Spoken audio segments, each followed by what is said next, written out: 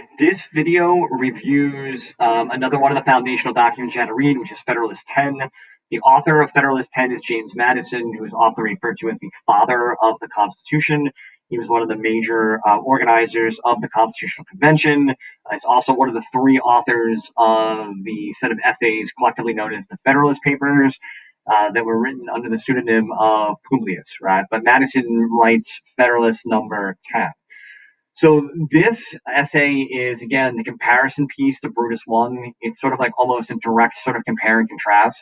This essay is all about what Madison refers to as factions. A faction to him is just a group of people that are united by similar like political thinking. So like today we would refer to them as like political parties, interest groups like the NRA, right? Groups of people that are united by like their political opinions. So a lot of the essay is written about like what to do about these factions.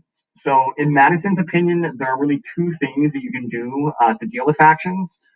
First thing you can do is you can remove the causes of factions by destroying liberty and all differences of opinion. So you're not going to let people practice their own sort of political views, and you can make everybody think the same way. Well, he acknowledges in his essay that this isn't really a practical option. You could also sort of deal with factions by controlling the effects of them. And that's what he thinks is a much better option. And that'll be one of the primary things that like he writes about in the essay. So for him, his argument is the opposite of the article or the argument in Brutus, where Brutus is arguing that democracy can't work in a large area. We went over the reasons why. Madison's argument is the opposite, which is that democracy will work better in a larger area. So he makes a couple sort of like specific like supporting points to support this idea. The first is that in a larger geographical area, you're just going to have more representatives to choose from.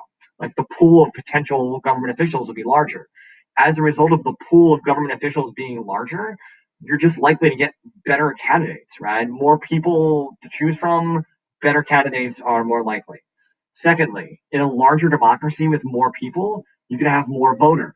It'll be much more difficult for a cunning politician to sort of like dupe or trick a lot of voters as opposed to a small number of voters. So again, there was like a benefit. The more people, the more voters, the less likely the voters in mass can be tricked by a cunning politician.